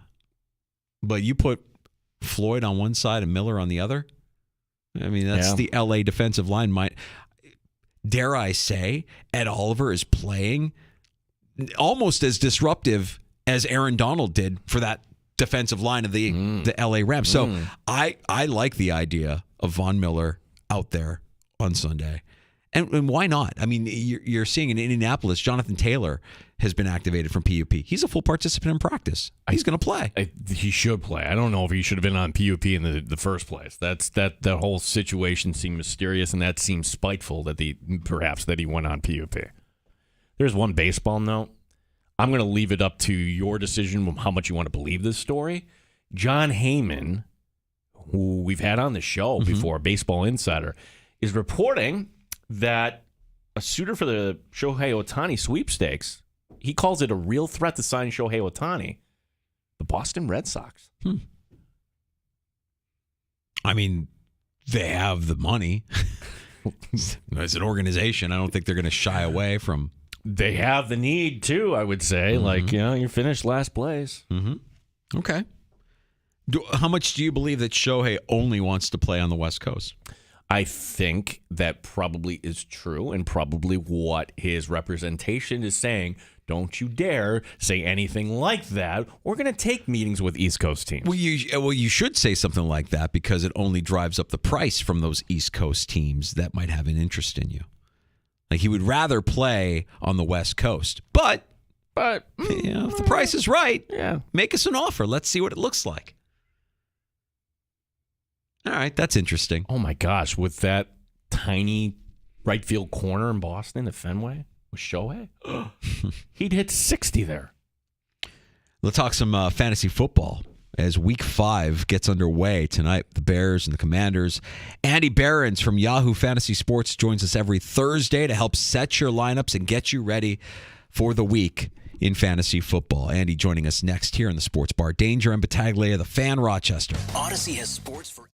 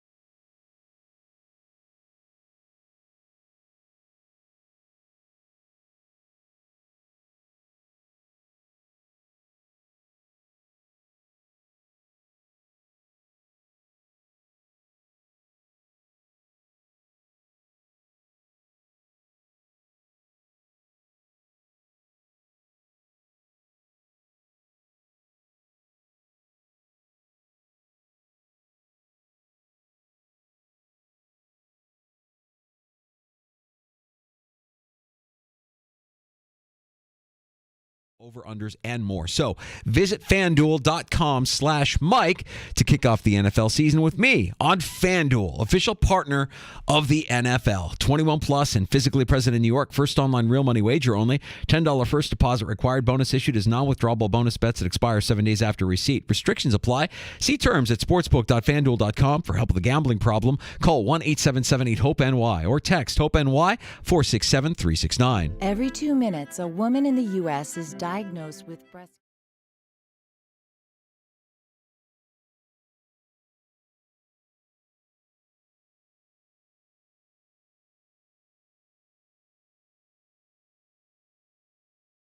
Update. Practice is over for the Buffalo Bills today, and now a very long flight, the charter flight taking off from Buffalo to London. It's a red-eye, 8:30 in the morning. They'll land London time. Greg Rousseau, again, did not practice today. Von Miller was limited. Linebacker Terrell Bernard, he's fired up. Yeah, definitely excited. Anytime you can play in a place like that, it's definitely exciting. Somewhere different, a cool experience to go over there. So I know the guys are excited to go, and like you said, it's a business trip at the end of the day. But you got to enjoy the moment too. We'll talk some fantasy coming up next. Andy Barron's Yahoo Fantasy joining us in the Sports Bar. Week 5 of the NFL season beginning tonight. It's the Commanders and the Bears. Brett Murray has cleared waivers. He'll be joining the Amerson camp. Mets GM Billy Epler has resigned. Gene Battaglia in the Sports Leader, 95.7 FM and AM 950. The Fan, Rochester. They've raised the bar on Rochester Sports Talk. You're in the Sports Bar with Danger and Battaglia on the Sports Leader, 95.7 FM and AM 950 The Fan, Rochester. Week 5 in the NFL gets underway tonight. The Commanders and the Chicago Bears. We're not a Bears show. I'm a Bears guy. Our next guest, a Bears guy, Andy Barron's from Yahoo Fantasy Sport. I say it quietly. We don't shout it from the rooftops the way we may be used to, Andy. It's an intriguing matchup in that Justin Fields is coming off his best weekend in fantasy this season. So I guess if we're going to start with this game tonight, and you're a fantasy investor in Justin Fields, do you trust him enough to give him the start tonight? Yeah, it was obviously if you're strictly tied to the Bears for fantasy purposes, last week was somewhat encouraging until it wasn't. Until they gagged the game away and all of the problems from the first 3 weeks showed themselves. But we still haven't seen Fields just have a dominant rushing performance. That he really could have done it against Denver. I think it's less likely that we get that against Washington. I think that pass rush will come pretty hard, and he's going to have to make quick decisions, and it's going to tell us some stuff about Justin Fields. I don't have him ranked as just like a set it and forget it quarterback at this point. I've got him, I believe, QB 11, QB 12. There are plenty of guys that I think I might start ahead of him. I would. Honestly, if I had a Sam Howell or Justin Fields decision to make, it would be close to a coin flip. I'd still go Fields because you have the extreme rushing upside. But I'd think about it because obviously the Bears are not doing anything well right now.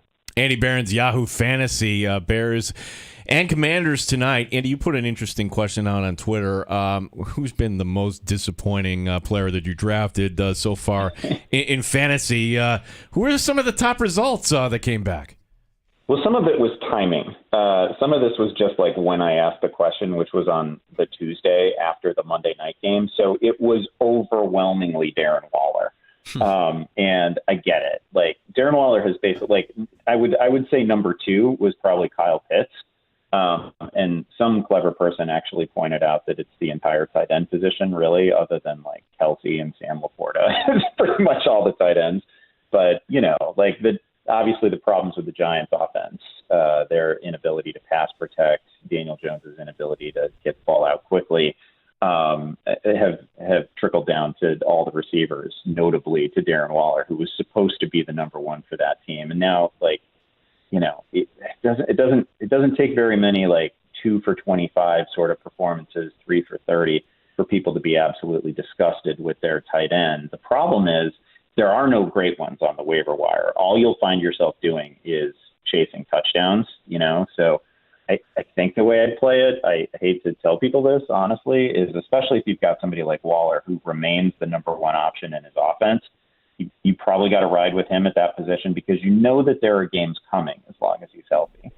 Andy, the Bills are in London taking on the Jaguars, and based on what we saw against Miami, I'm curious, if you're invested in the Bills and you paid the Bills tax in our area, as many of us had to get your favorite player on the team, are you going deeper than Josh Allen and Steph Diggs in terms of guys that are must-starts week in and week out? Yeah, I think James Cook at this point is a pretty clear must start, and there's a little bit of fantasy griping about where are my goal line carries, but he's been so good start to finish. I also think Gabe Davis is a pretty great wide receiver 2, wide receiver 3 option. I think this year you really only had to draft him as a wide receiver 3, and that's everybody knows the weekly potential for Gabe Davis. It's not going to, there's going to be plenty of 2-catch, 30-yard weeks. That's most receivers. But when he goes off, he's tied to a team that can put 35 up against anybody, and he's got a chance at a multi-touchdown game. So I love having guys like that, as my second or third receiver. So I think Davis and Cook are pretty clear starts. We have a couple running backs that, under normal circumstances, you're not even asking the question, do you play him or not? But these two guys haven't been available. One, this season, Jonathan Taylor, looking like, Andy, I think maybe he is trending in that direction. So your thoughts on, do you put Taylor back in sight unseen? And also, we're still waiting on Saquon Barkley, but there's footage of him practicing and everything else. So your thoughts on Taylor and Barkley as possible plays this week? Yeah, I don't there's not very many guys that you're gonna sit them for, right? Taylor especially is really saying all the right things. It's not the greatest matchup to come back against. At Tennessee, and Tennessee for a couple years now has been a super lopsided defense. Last year they were number 1 against the run and number 32 against the pass. They have generally been kind of a pass funnel. And that's where we kind of expect that to go. But Jonathan Taylor, when healthy, is just a different player. He's I've got him as my RB16 right now, but I think I actually feel a little bit more bullish than that on him. I just wouldn't, based on what he's saying about his own health, what he's saying about his intentions for the team this year. It just it seems like he's going to play and be Jonathan Taylor. So I'm not sweating that one. I'm going to start him. I'd like to hear a little bit more about how Saquon Barkley does at practice, on Friday, but it's just reading tea leaves, it seems like it's trending in the right direction. It's kind of now or never for that team. The nice thing about Barkley is that you don't hear that much about, sometimes with running backs, you hear a lot about what you think the game flow is going to be, but we don't hear about that with him because he is a key piece of that passing game. And he's one of those, maybe Daniel Jones doesn't take 100 sacks in a game if Saquon Barkley is available and out there, for check down opportunities. So he'd be he's such an important piece for that offense, and they obviously need him if they're going to even be remotely competitive with Miami. Andy, I wanted to ask you about a couple of guys that were the darlings of this week's waiver wire report, and we'll start with the backfield in Denver and Jaleel McLaughlin, who, I don't know, it wasn't widely known that he was the most prolific rusher in NCAA history, yet there he was putting up over 100 in relief of Javonte Williams against the Bears, albeit on Sunday. So what kind of a role do you think McLaughlin has here against the Jets coming up this weekend? And then the other player I wanted to ask you about, because he's returning from a shortened suspension, and we know that there's some injuries at wide receiver for the Detroit Lions. What's your take on Jamison Williams going into this weekend? Yeah, so I'll start with Jamison Williams. I would give that a week. I would need to see it with Jamison Williams before I'm willing to actually play him. I think that Josh Reynolds was probably the Lions receiver to add if he was still available on the waiver wire, and he's not as flashy, and there's a thrill of the unknown factor with Jamison Williams, and everybody knows he has blinding speed. He was a great collegiate player, all that. He's barely been available to Detroit, and they do have a good thing going right now. And I want to see what that usage actually looks like before I'm willing to plug him into a lineup. I get that there's a lot of upside here, and he's a fun player to stash, but I think Josh Reynolds is actually the guy that has Jared Goff and Josh Reynolds go back to the Rams days. Yeah. They have great rapport, and Reynolds made a couple of highlight catches against Green Bay, and I just think he's a circle of trust receiver for that team right now, and Jamison Williams clearly isn't. So Reynolds is where I would lean there. As for the Denver backfield, Javonte Williams actually practiced today, which was a little bit out of nowhere for me because they ruled him out really quickly with the hip injury. But now he's back to practice on a Thursday, and that's a really good sign for his availability. I will say that I do think Jaleel McLaughlin has a role going forward. I just think it's a supporting role. And I don't think anybody went all in to acquire him via waivers, so it's fine. You're not really burned by this, and he's a nice little backup to Javonte as well. But that is like a really promising sign for Javonte. Just one more thing on McLaughlin. That record is probably never going to be broken because he is the all division rushing leader in NCAA history, and he's got over 8,000 yards. Like, that's only a thing that you could accomplish, obviously, at a small school. He went to Youngstown State, and probably only during, like, with the COVID year, right? Like, you got the extra year. Yeah. That's just a crazy number that I who's going to break that? Nobody. Yeah, do the math. You'd have to average 2,000 yards a year. And Wow. Without that. Andy Barron's Yahoo Fantasy. Last we saw David Montgomery, it was 1 week ago, and there he was putting up 3 touchdowns against the Green Bay Packers. And I guess my question is moving forward, because a lot of us invested high in Jahmyr Gibbs. Detroit invested up high, so you figured that was going to be kind of a platoon there. But Andy, is it going to lean more heavily, in your opinion, in favor of Montgomery moving forward? Well, the problem for Gibbs really is that there's no singular role that he owns on that team right now, right? Other than being the primary backup to David Montgomery and a rotational runner. But he's not like, they get in obvious passing situations. He's not necessarily the guy on the field. They get near the goal line. It's definitely David Montgomery. They get in 2 minutes. It's not necessarily Gibbs. So it's not like he doesn't have a role that he can just claim and we can feel good about. He's good. By the way, the Lions absolutely nailed their draft. Like, for all the criticism that they got on draft night, Laporte is a win, Campbell's a win, Branch is a win, and Gibbs is a pretty clear win. He's just not they're not using him as their featured back right now. I would also encourage people. I don't normally direct you guys to Yahoo content, but Matt Harmon does a podcast interview every week with Austin Eckler, and Eckler had some great, a little bit of a technical breakdown of what both Montgomery and Gibbs do well as runners, and how much more advanced David Montgomery is right now, and it goes way beyond sort of surfacey stats. It was really thoughtful, and it was. Eckler shares a lot on that show, and he was great in describing the way that David Montgomery can read things right now that maybe Gibbs cannot, where maybe Gibbs is a little bit more impatient as a runner.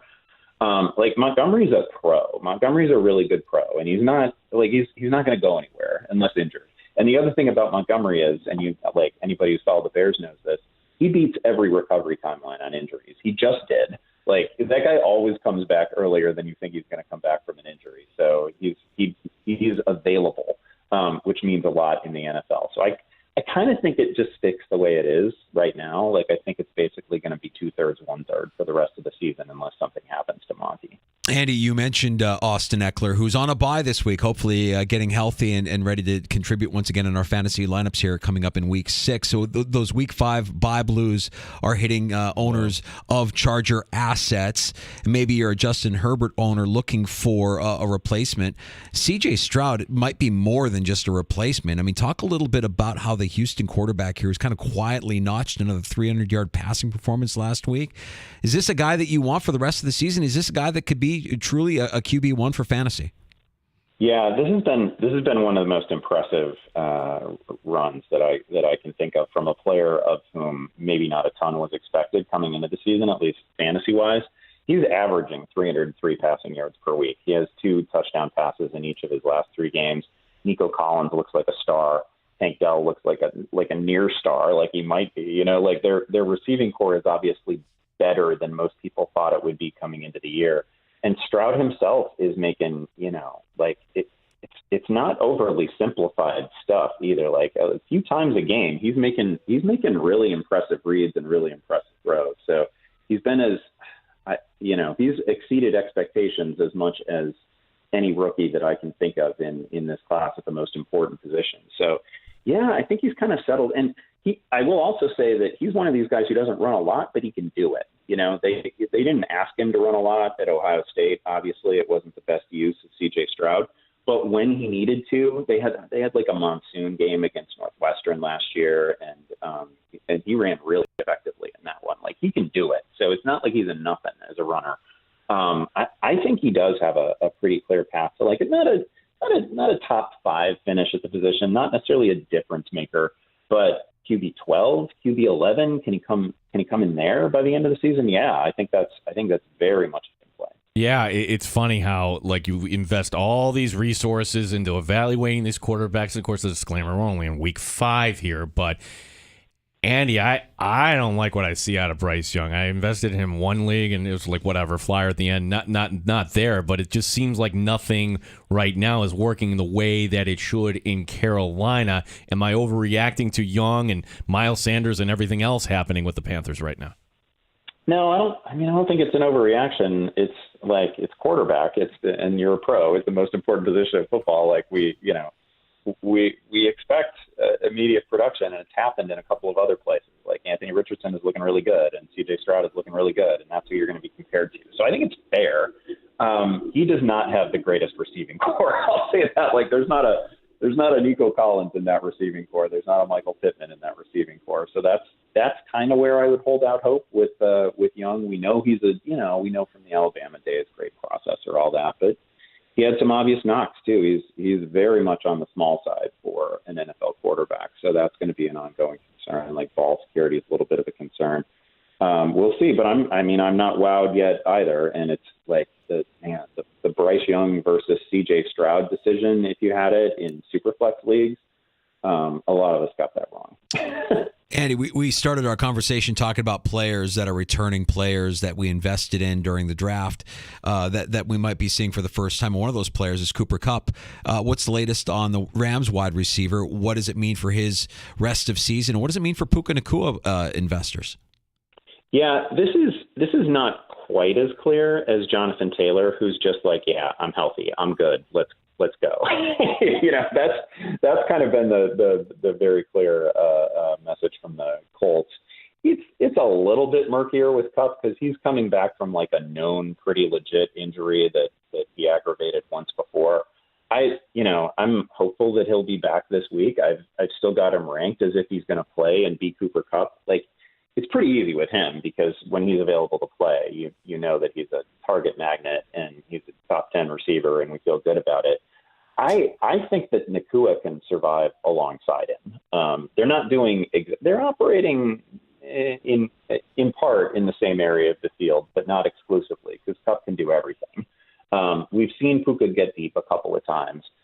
Also, Matt Stafford is just playing so well right now. Like, he's making unreal throws, absolute darts, like early career Stafford. I actually feel like that one of the big things that many of us will have gotten wrong this year in fantasy, and it's not like Matt Stafford himself is, this locked in QB1 or anything like that, but I did not pay enough attention to the reports that were generally positive about him throughout the summer. Like, he had a good, quiet off season, and we worried about the elbow, and he was clearly injured and compromised last year, but the reports were just generally very good, and he was always practicing, and some of it was just like off-season sunshine where a player has nice things to say about his young teammates and all that, but it all proved true. And Stafford is looking like 25-year-old Matt Stafford, and some of the throws he's making are just incredible, and there aren't 5 other guys that can make them. So if he's playing this well, Puka Nacua and Cooper Kupp can absolutely both remain rock solid fantasy starters, with Tutu Atwell, occasionally spiking as a wide receiver 3. Andy, finally, how is your survivor pool doing here? Who is your choice here? We are still going, Andy. It's October. This is when the fun begins now. I eventually, last week, I just went all in on the Chargers, which, so I'm still alive in 2 survivor pools, and I was like, man, you can't go all in on the Chargers, because just when you think they have an obvious win, they definitely don't win that game, but they pulled it out. So I'm still alive. I actually haven't. This is a good reminder. I haven't made that call this week. I'm not sure what it's probably Detroit, right? It's got to be Detroit. That's the play. Yeah. Favorites. I've already used Washington, or I might be tempted to use them tonight. But I think I'm going Detroit. It's already a win for me because I made it to October. This doesn't happen very often. I've told you guys I often don't make it to Sunday in week one. I often get like, oh, I'm going to pick the Thursday game, and that's when I go out. So just being in October and still alive in Survivor is really fun for me. Andy, we appreciate you giving us time as you do every Thursday here, but we know you've got a show to get ready for here. Tell us about what's coming up tonight on Yahoo. I do. Fantasy Football Live tonight, 75 minutes before kickoff of the Thursday night game that all of America will be watching. Mm-hmm. People love them some Bears. So please tune in. We're going to have not only a game preview, but we're going to take a whole bunch of questions. We're going to talk about a bunch of different matchups. So the show it's been a blast all season. Andy, it's great always talking with you. We're smarter fantasy players because of it. Thanks so much for your time today. Appreciate you guys. Thank you. You got it, Andy Behrens from Yahoo Fantasy Sports. Man, I love having him on with us every week. And if you're listening to that segment, you have an advantage, by the way. You're a smarter fantasy football player when you listen to the Sports Bar. No doubt about it. And you know what I like about Andy? This is not exact. Like one of the things, we didn't really put any stock into the Rams. Yeah, we were wrong. Yeah, okay. We were in a draft where Matt Stafford was Mr. Irrelevant. Last player selected in the draft. That player who selected Matt Stafford with his final pick in a 2-quarterback league is currently in first place in our league because partially of the value he got by waiting for Matt Stafford, who's been awesome so far this year. Nate Peterman released today, May of last year, 2022. 1 year, $1 million contract. August 30th, released. August 31st, signed as a free agent of the practice squad. No, I could go on and on and on. Released, signed as a free agent, released, signed as a free agent. Today he was released again. Do we have a part 2 to this story, or is it just he's gone and we can I'll breathe this side separately? 5, 6, 7, 8, 9, 10, 11, 12, 13. Over the last 18 months, there have been 13 roster moves involving Nate Peterman and the Chicago Bears. Move on. Why? Just move on. 13 roster moves and Nate Peterman? 13. Maybe Ryan Poles has fallen in love. Maybe there's something in the musk of Peterman that Poles can't say no to. It's disgusting. What are we doing? What are we doing here? Since August 29th, he's been released 3 times, including today. All right, well, we'll expect that he'll be back on the roster by tomorrow. Appreciate Andy stopping by, giving us some fantasy football advice. Andy Behrens from Yahoo Fantasy Sports every Thursday here in the Sports Bar. We've got happy hour coming up in just a few. Man, we have time for your calls as well. If you want to join us, 585-866-4FAN is our phone number. We definitely have calls. 866-4326. And you know, some of the news and notes from around the NFL, Gino, quickly. I mean, we mentioned during Andy's segment that Jonathan Taylor is back at practice. We mentioned that Cooper Kupp may be going this weekend. Saquon Barkley may be going this weekend. Mm-hmm. We keep it close to home. Von Miller with the news that Greg Rousseau wasn't practicing for a second straight day. To me, it opens the door for Von Miller to make his debut in London. Von Miller, if you listen to Von Miller, you would think, oh, he's playing. There's no doubt about it. But that's just Von being Von. He's so positive. He's going to tell you what you want to hear. But the tell here, Danger, is this.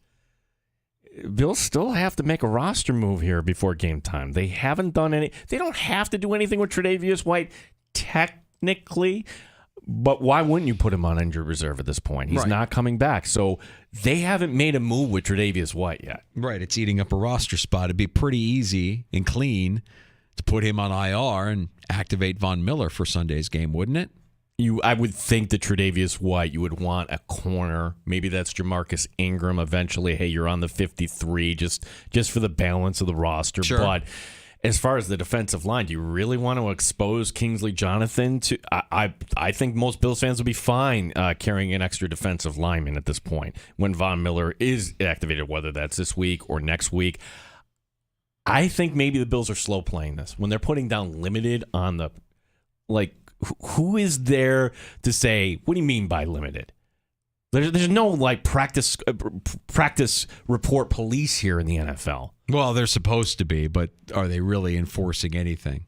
Like you're supposed to report your. By the way, Joe Burrow all of a sudden clean. He's not on the injury report anymore. What? So Wait, all of a my sudden, goodness! All of a sudden, wow. No, that means he's going to be injured indefinitely until he can actually stop playing football. Well, they could say, "Well, who cares, Gene?" Like, well, we just got done talking to Andy Behrens. We really wanted to go deep. If you're an IDP player, okay, individual defensive player, like you would want to know if Von Miller's playing or not. Or just if you in the world of sports gambling being legal where it is now, this is information that has to be legit. It has to be credible. We have to know. It has to be transparent. So there's some fog here. Again, McDermott, Belichick, he's morphing into him. And from a Bills competitive standpoint, I get it. This is what you want your coach to do. They're not going to tell you in advance what's going to happen here. We'll get into that. We'll share some sound from the Bills practice today, their final practice before they jump on a charter flight to London tonight. And we'll kind of timeline that out for you here, what's ahead for the Buffalo Bills here over the course of the next few days as they prepare for Jacksonville Sunday morning. A game you'll be able to hear, obviously, on the Fan Rochester. Kickoff at 9:30. Pre-game gets underway early, 6 a.m. Oh, yeah, and thanks to our governor, you can go out to an establishment 8 a.m. If they apply for the permit, you can go have a cold one. Yep. So is that the plan? Are you going to go out and enjoy a cold one? We can share a cold one and maybe a win or two. You can come join Rochester's Odd Couple, Tommy Muley and myself, at the Chai Bill Gray's Tap Room. The tap room at Bill Gray's, Danger. Yeah. That's fantastic. Yeah. I love hearing that. That'll be on Sunday morning. Looking forward to that. Happy hour next. Your calls at 866-4FAN. 866-4326. The Sports Bar with Danger and Battaglia. The Fan Rochester. Odyssey has sports for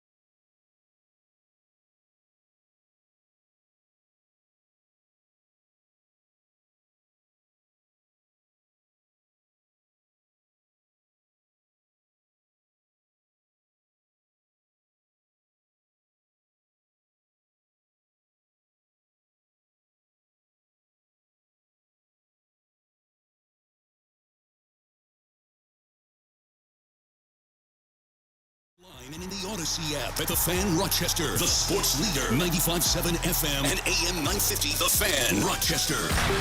Always live on the free Odyssey app. The Fan Rochester Sports Update. 8:30 Eastern tonight. That's when the charter flight to London leaves for the Buffalo Bills, as the team will be arriving 8 o'clock or so London time tomorrow morning. As for practice today in Buffalo, Greg Rousseau again not practicing. He's got a foot injury. Von Miller was limited. AJ Epineza knows this is a quality opponent they're facing. Just the skills they have. They're running back at quarterback, just all around. They're a great team. They have really good defense, high-powered defense, and they have the ability to do great things on offense too. So it's up to us to make them uncomfortable and just hopefully make them make some bad decisions. Week 5 of the NFL season begins tonight.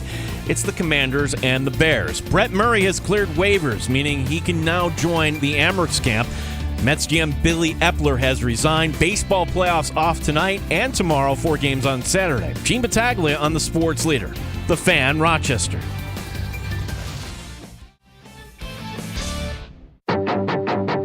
The Sports Bar with Danger and Battaglia. What a tough spot for the Bills, right? Buffalo's now got to travel across the pond. They got to get adjusted to the British time while the Jags are already out there. I'm relying heavily on our sports science department and our training staff, and they've done a ton of research into making sure we're going about it the right way here. I think all signs are pointing in a positive direction for Von Miller. I'm not sure we'll see him this week against Jacksonville. I am happy to be back. I'm happy to be around my teammates. And then, oh, by the way, Josh Allen should be the favorite for MVP right now. Not really. No, it's Stephon Diggs, man, and he should have gotten Player of the Week this week. So that's all I'm saying. Go Bills. It's my quarterback. Mike Danger.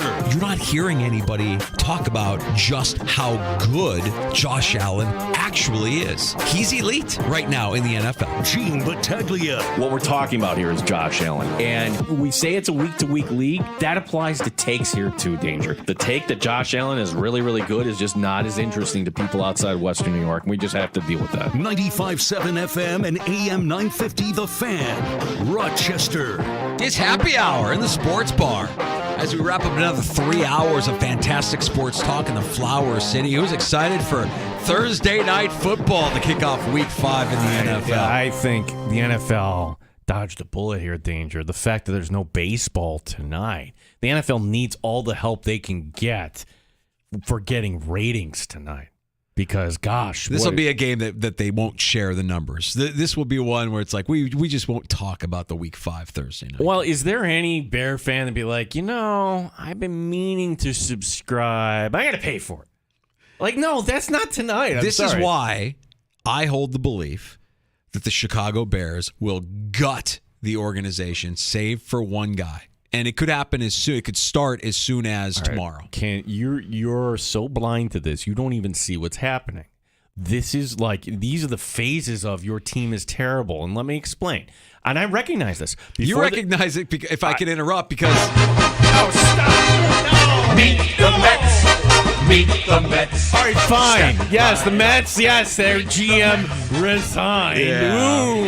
He resigned. Yeah, Billy Epler, get out of here. He's shown the door. Yeah, so the Mets need a GM. Yes, walk me through the stages, Gino. All right, yeah, you have experience. Yes, in August you were like, I think I'm going to go to the Bears-Packers. I'm like, don't do that. I think the Bears are going to beat the Packers. No, they're not. And now, here we are a mere 4 weeks later. Fire everybody. Got the thing. I recognize this. You are hate watching your own team. And I have news for you, dude. That's an organization that is slow to make moves. So if they're halfway competitive tonight, nothing's going to happen. Here's why I think you're wrong. And generally, I would say, yes, they are slow to make moves. But all they are focused on right now is building a new stadium. That's their focus. Their primary objective is, let's get the groundwork for a new stadium built. Let's go. We brought in Kevin Warren. Kevin Warren has a history. He did this with the Minnesota Vikings. He's our team president. You bring him in, the former commissioner of the Big Ten. He didn't hire Matt Eberflus. He didn't hire Ryan Poles. He wasn't part of the team that drafted Justin Fields. Now you could say, oh, he's only there to bring in revenue to build a new stadium. No, he's there. Nobody's going to want to invest in the team when they're losers. Losers. Move on from the losers. Start over. I think here's where you're wrong. Yeah, that applied in Buffalo. I believe the Pagulas are right with the way their strategy is like, you know what, we're not going to ask the state just yet. We need to improve the team. And I think there was a correlation here, like, hey, we got to make sure we're competitive and exciting. The Bills have put out now a product that you can certainly be proud of if you're a fan. And did that lead to a, hey, here's the stamp? It seemed like everything got pushed through pretty easily. Probably. Who's to say? I don't know if they have that issue in Chicago. I'm not familiar with Illinois politics. I do like the story here before we get to the Bills news of today. Kirk Cousins went with his family to the Twins game yesterday. You called that one danger? He was certainly was okay picking the Twins over the Jays in 2 games. Kirk Cousins went with a baseball cap and sunglasses on, and no one recognized him. He wasn't sitting up in a suite. He was seated along the third base line. A hat is a great tool for incognito. You can go under the radar in a hat very easily. You're clearly not as recognizable with the hat. If you got the hat on, I always feel like when somebody recognizes you when you have the hat on, or you run into somebody, a neighbor, a friend, and you got the hat on, it takes them. They have to double take. Like, hey, I didn't see you there. I didn't recognize you there. The sunglasses just double down. You're not going to recognize them at all. In credit Cousins, he's wearing that new Twins hat. I'm still not used to their new logo. They're just and plus he's just a dude. Like, there's nothing physically about Kirk Cousins that when you see him, you're like, oh, that's an NFL quarterback. He's obviously athletic. He's an athlete, but he just kind of looks like a normal dude. Like if you saw a 6'4" Josh Allen walking around, even with a baseball hat and sunglasses on, you'd be like, "Is that?" You would actually question it before you would wonder if it. With Cousins, I think you just see a guy walking in a hat and sunglasses. You don't really realize, oh, that's the starting quarterback of a professional football team. That or. Also, too, maybe we're so into our phones and everything else that you're not observing the things around you. If you're more into your phone, if you're at a Major League Baseball playoff game and you're more into your phone than you are the game, shame on you. 1 and 2. I can't blame anybody for not recognizing him because I think he just looks like a normal dude. But let's not use the phone as the reason why, because that's terrible. Well, I'm just bringing this up because literally the one and only photo that's online of Kirk Cousins watching this game, there are 2 guys to the left of him and 1 row behind. They're not taking a picture. They're not doing it. They are literally looking at their phone. They're not watching the game. It's a different world now. Yeah, I don't like that. You're at a baseball game. It's a playoff game. You can clinch. You can advance. Let's holster the phone for a couple hours. What do you say? Not everything needs to be shared, and you're not missing anything. It's right in front of you. That's what you want to be engaged in. That's kind of what I like about going to sporting events, is that it gives you a moment. And if you do have your phone, take a quick selfie or do whatever. Take a quick picture. Do whatever you do.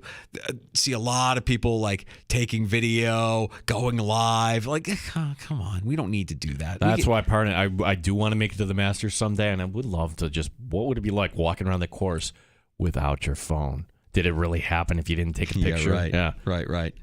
Bob tweeting us, this 8-minute commercial break on Drive Home is hell every day at 4:52. Hey, Bob, we love you, and the commercials keep us on the air. So thank you for being patient with us, and we try to get those done by 5 o'clock when we know most people are getting in their car and driving home. So, Bob, what are you cutting out at 4:30? You're cutting out a few minutes early? Look, you kind of know the pattern. We in the business call it a clock. It's like you kind of know the clock here a little bit, Bob. So at least you have that advantage. Well, Bob, I appreciate you listening that intently, and we'll do better for you. We'll try to make it more palatable, more easy for you to check it out. We're always live in the free to download Odyssey app. That's AUDACY. It's where we sound our best, frankly. You can get us on the video stream at The Fan Rochester now on YouTube and on Twitch. And your smart device works as well. You can just ask it to play 95.7 The Fan, and we'll be there for you as well. Your tweets at The Fan Rochester, just like Bob did there.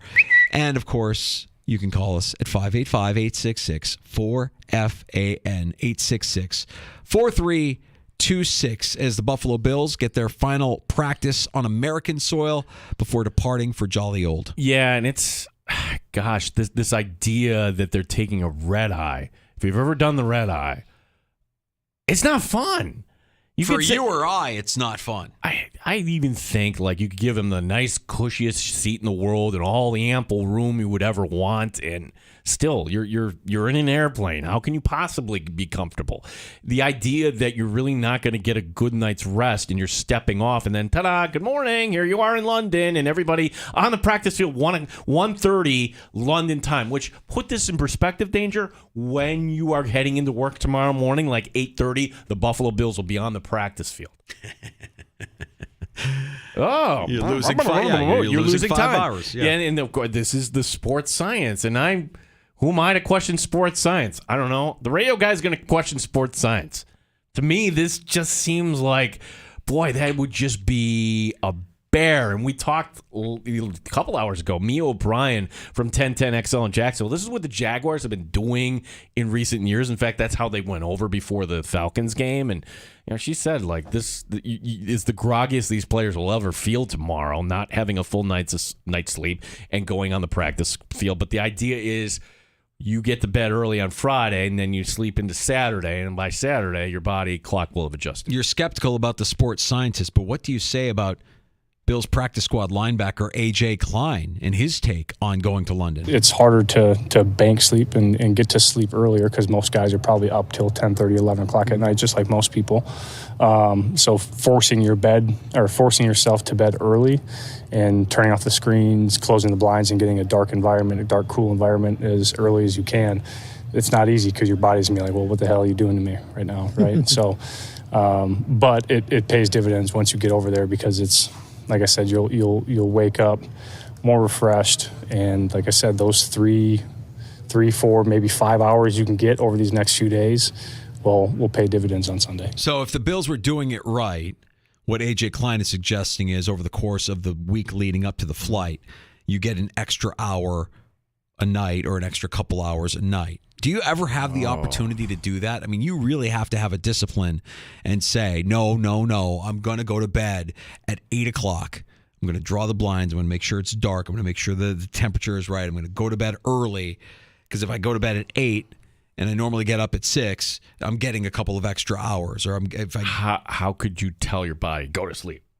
I mean, these guys are so in tune with their body. Maybe they're just on a different level that you could kind of make it, you're turning the AC on as cold as possible. What keeps people up nowadays? I mean, a lot of it is your phone, right? You look at that blue screen. Sure. And that blue light and daylight will keep you up. But if you're a professional athlete and you're going all day and you're working out and you're practicing and you're putting your body through physical exertion, I have to imagine that by the time your head hits the pillow, you're spent, man. You're ready to go. I would think. I mean, like, I know that on days where I'll go for a longer run, I have no problem falling asleep that night. Otherwise, it's the mind is racing and you're thinking about other things, and that would be the thing that I would wonder about with NFL players or professional athletes in general. Like when they're, we talk about things that enter our minds as your eyes close and things that might keep your mind racing.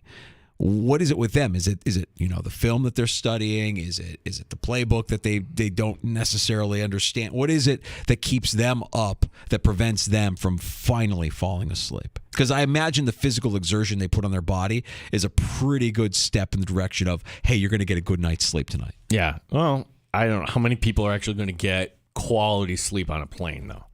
It's tough, dude. I know you're saying this is a plane you and I will never experience, right? And even I've never flown first class, much less on a private plane like that. But yeah, it's going to be a bear here for the Bills. This is a tough spot, and I do believe what Mia said with us. It is advantage Jacksonville, the fact that they've been over there. Sure, Jacksonville hasn't been home for a week, but they're fully adjusted to life in London. Which brings us now to today's practice injury report. And for the second day in a row, Greg Rousseau did not participate. For the second day in a row, Von Miller listed as limited in practice. So we'd have to believe Von is going to go over to London, whether he's playing or not. And Von has to be activated off the PUP. He could be activated and not active on game day. There is that kind of designation there. I would hope that the decision to activate Von Miller has nothing to do with the status of Greg Rousseau. If that makes sense. Like, Von Miller, when we activate him, there should be no other outside factors in regards to that, because to me, that would seem like you're rushing him a little. Well, how about this as a factor? He gives us the best chance to win. Having him on the field gives us the best chance to win. Danger, that's a fact. Okay, I will take that as a fact. But are you factoring in a best chance to win today or down the road? Like, putting Von out there now, is that going to cause him to be less effective later on? I mean, is he fully back? I think also the Bills might be playing some games with us. The fact that, well, he was limited yesterday and he's limited today. Who's to say? This is not open to reporters. There's no practice police there in the NFL. They're going to say, you know what? He was a full participant. How dare you? Or what is the definition of limited? He took a couple reps off? We know he's a big talker, but Von Miller sure sounds like he's going to play on Sunday. I've been in London multiple times. I have not played football in London. It's always been in the off season, just as a leisure, type of experience. But I'm excited to get in front of the English and play American football, man. I'm excited. They have great fans out there, and I'm excited to play a American football game in front of the home fans there. So my family will be there. I know the crowd and the fans will be crazy. It's sold out. Every single football game that they have there is sold out. So I'm looking forward to it, man. I'm looking forward to playing in front of the English. Sure sounds like he's going to play on Sunday. That's Von Miller speaking. Von Miller also said, hey, if I'll listen to the coach, I'll listen to what they tell me. They've been great to me, and if they want me to play, I'll play.